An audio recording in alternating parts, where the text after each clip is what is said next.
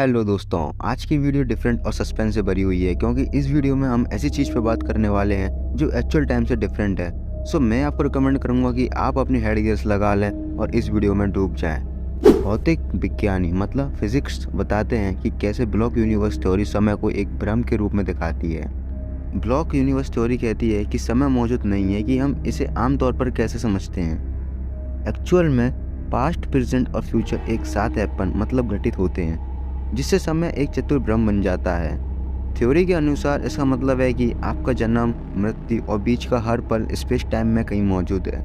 Block universe theory कहती है कि यूनिवर्स में एक विशाल ब्लॉक होता है जिसमें हर घटना और स्थान होता है। तो इसका मतलब यह होगा कि समय लीनियर रूप से नहीं बल्कि एक स्पाइरल में घटित होता है। एक ब्लॉक यूनिवर्स में समय और स्थान रिलेटिव कॉन्सेप्ट हैं, जैसा कि आइंस्टाइन ने अपने थ्योरी ऑफ रिलेटिविटी में कहा था। उस थ्योरी के अनुसार लोगों या वस्तुओं के एक दूसरे के रिलेटिव मोशन होने पर समय अलग अलग गति से गुजरता है। इसलिए एक घटना जिसे एक व्यक्ति देखता है वह किसी और के लिए अलग समय पर हो सकती है। यदि आप कंफ्यूज हैं तो मैं आपके लिए चीज़ों को तोड़ देता हूँ। 3 स्पेशियल डायमेंशन लंबाई, चौड़ाई और ऊंचाई के साथ एक 3 डायमेंशनल रेक्टेंगल का चित्र बनाएं। अब इस रेक्टेंगल की कल्पना यूनिवर्स के रूप में करें जिसमें सभी घटनाएं शामिल हैं जो कभी घटित होंगी। आइए ब्लॉक समय में 14 टेम्पोरल डायमेंशन जोड़ें। इसके बाद आपके जीवन में घटी किसी घटना के बारे में सोचें, जैसे कि आपका सबसे रिसेंट बर्थडे। क्यूब में यह विशेष दिन स्पेस टाइम कॉन्टिनम में अपनी लोकेशन को रिप्रेजेंट करता है। बाकी सभी घटनाएं भी इस ब्लॉक के अंदर मौजूद हैं और जटिल मतलब कॉम्प्लेक्स रूप से जुड़ी हुई हैं। चलिए हम ब्लॉक यूनिवर्स थ्योरी पर डिटेल में चर्चा करते हैं। Physics explain the illusory nature of time with block universe theory.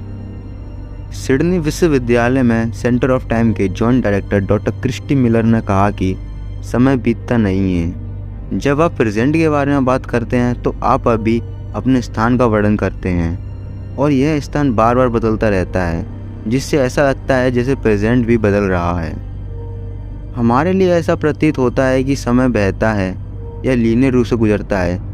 दूसरे शब्दों में आज का दिन प्रेजेंट का प्रतीक है, बीता हुआ कल अतीत था और आने वाला कल भविष्य को रिप्रेजेंट करता है। हालांकि ब्लॉक यूनिवर्स थ्योरी के अनुसार एक स्पेसिफिक प्रेजेंट मोमेंट मौजूद नहीं है और पास्ट और फ्यूचर रिलेटिव है। इसलिए आपके साथ चलने वाला कोई व्यक्ति आपके अतीत में मौजूद हो सकता है, जिसका मतलब है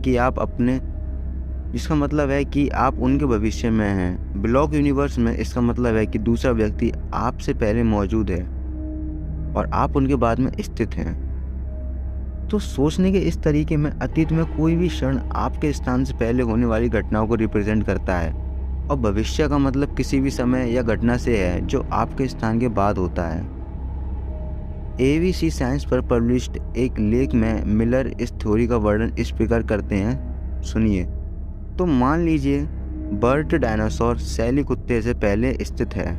बर्ट और सैली के बीच यह रिश्ता कायम है, भले ही हम बर्ट से पहले या सैली के बाद में स्थित हों।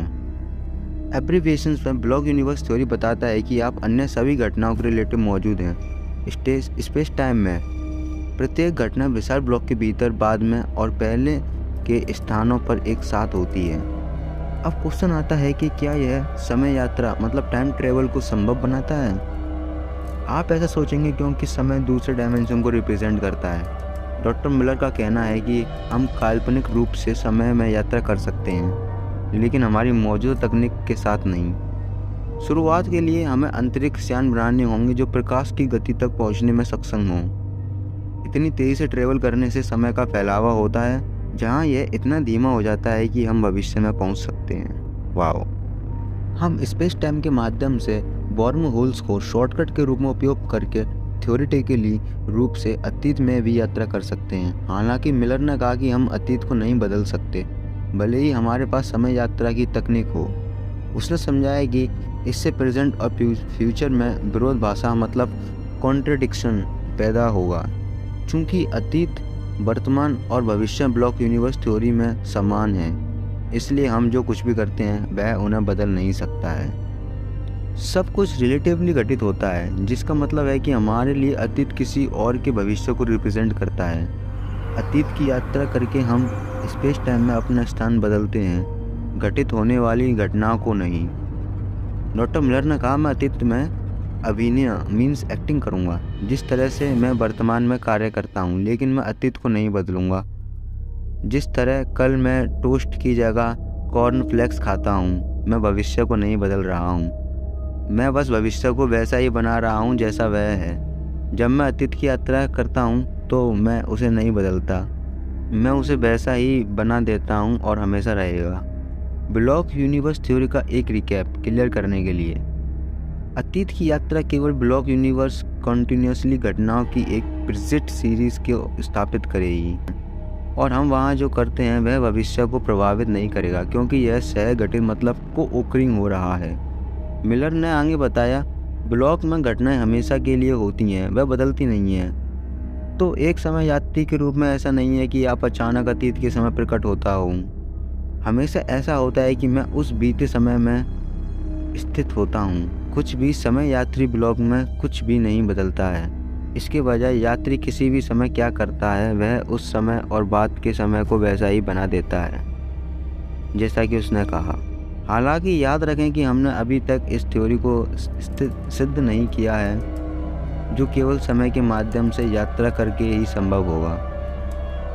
ग्रोइंग ब्लॉकिज्म के रूप में जाने जाने वाला एक अन्य विचार बताता है कि ब्लॉक यूनिवर्स लगातार बढ़ता है, जिसका अर्थ है कि भविष्य अभी तक मौजूद नहीं है। इस थ्योरी के समर्थकों को मानना है कि जैसे जैसे समय बीतता है, वर्तमान क्रियाओं के आधार पर यूनिवर्स का अधिक भाग एक्सटेंस में आता है।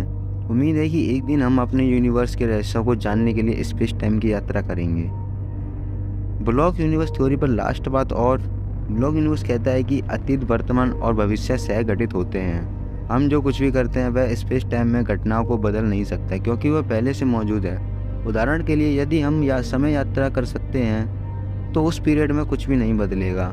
यह केवल उस विशेष पॉइंट पर घटित होने वाली घटनाओं को ट्रिगर करेगा।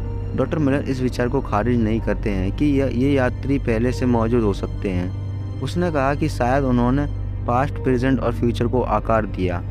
ब्लॉक यूनिवर्स थ्योरी को टेस्टिंग करने के लिए हमें एक विशेष मशीन की ज़रूरत होगी, लेकिन शायद हम फ्यूचर में पहले ही बना चुके हैं। Thanks for your interest in the block universe theory. The block universe theory is a fascinating concept and one that has been explored in various forms of science fiction.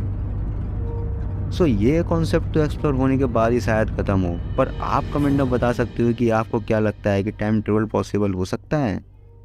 और यार, एफर्ट्स का एक like तो बनता है, तो please like कर देना और चैनल को सब्सक्राइब कर दो ऐसे ही इंटरेस्टिंग वीडियोस के लिए। सो बाय, मिलते हैं नेक्स्ट वीडियो में।